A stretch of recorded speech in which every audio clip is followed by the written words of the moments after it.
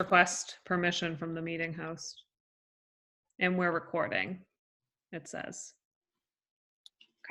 Okay. Hi, Meg. My name is Allie. Welcome to our clinic. Hi, nice to meet you. Meet you as well. So, sort of as we want to get to know you, probably just going to ask you a few interview questions, if that's okay. Sure. So, just kind of curious, what makes you want to come work here at our clinic?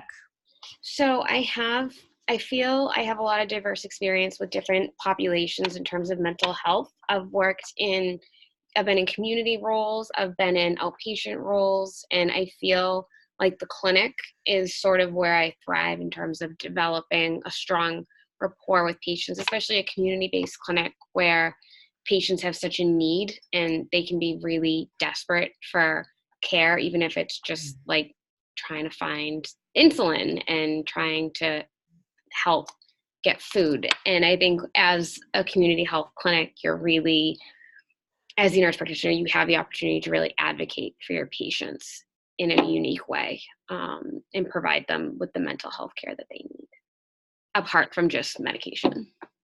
Sure, absolutely. That's so important to look at the whole person. And so kind of stemming off that, it sounds like you would be, a great fit for what we're looking for. What do you think for attributes would make you the most successful in this position?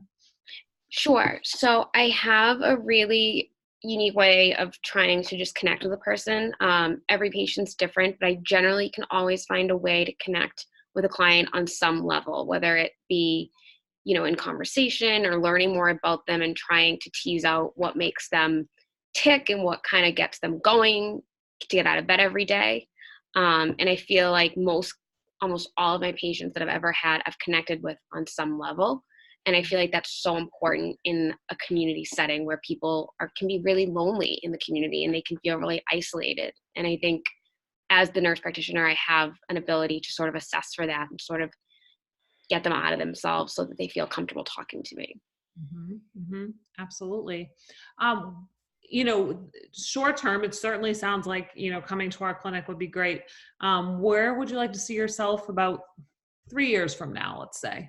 Sure. So 3 years from now, I would definitely like to continue, my development as a professional, whether it's having more of an autonomous role, no matter what setting I'm in, sort of maybe potentially a leadership role, sort of helping and mentoring other nurse practitioners that are newer and sort of honing in and helping their development because I'm in that position right now, and I know how important it is to mentor new NPs and help them feel comfortable and confident because that's such an important part. So basically the short answer is I would like to be in sort of a leadership and mentoring position where I can best help grow the field and grow my own development.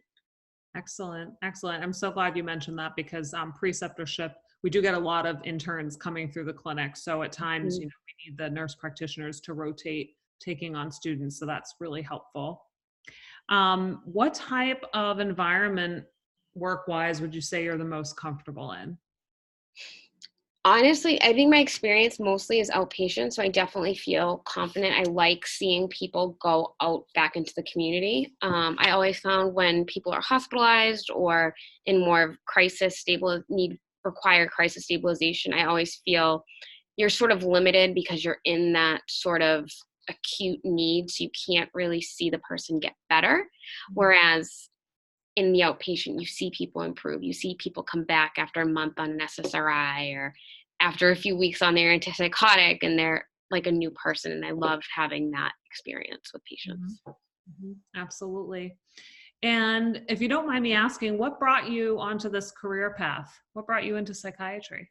So I feel like it sort of found me in a way. I went undergrad for psychology, and then I had always considered, I always wanted to work with people, whether it was I considered as going to law school, I considered getting my PsyD to be a therapist. And then after getting out of school, I realized that sort of the best avenue for me to take was as a nurse and later on as a nurse practitioner. My sister's also a nurse and she definitely mentored me and kind of encouraged me to pursue this. And it was just sort of the best way that I could help people and help them live their best healthy life in the best way I could.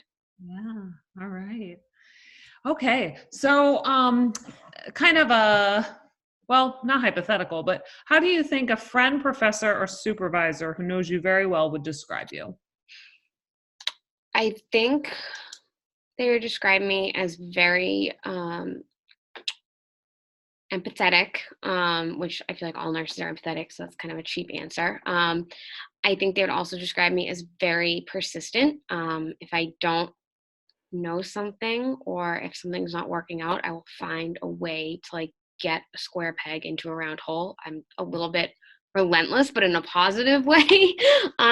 Especially if it's something that like people tell me that can't happen. I'll just, it drives me crazy and I'll just make it happen.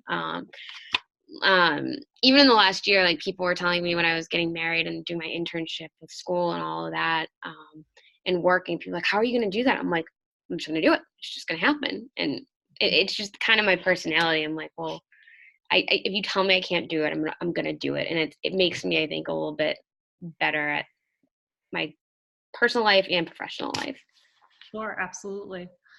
And let's see. Could you describe a situation in which you recognized a potential problem as an opportunity? And if so, what did you do? So, yes. So, in my previous role, it was one of my first nursing jobs, and I had seen a real breakdown in the orientation of new nurses. And I experienced it myself. I saw others experience. I saw them losing nurses over it, because people would get frustrated and just leave. And when we finally had new management, I sort of took it upon myself to sort of advocate for the new nurses, give suggestions and feedback for how to make the training process better. And I did see sort of firsthand how that led to better retention rates with nurses, because when you have quality training, you get to keep people. They want to stay, they feel supported, and it's a crazy idea. And when people don't feel supported, they leave. It's not exactly groundbreaking, but it was nice to see it sort of come full circle and see people actually listen and take steps to better implement training policies. Sure, absolutely.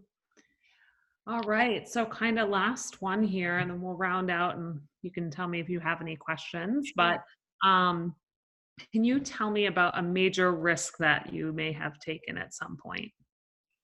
Sure. So I think most recently, the biggest risk that I've taken was leaving my last nursing job and doing my program to be an NP, sort of taking that on full time and kind of not knowing if I was going to have benefits and not knowing like how the money thing was going to work. And it was the best thing I could have done because it allowed me to just sort of throw myself into this new role as like a student, young novice NP into later NP, because I had been so comfortable in this job that in a lot of ways wasn't for me anymore.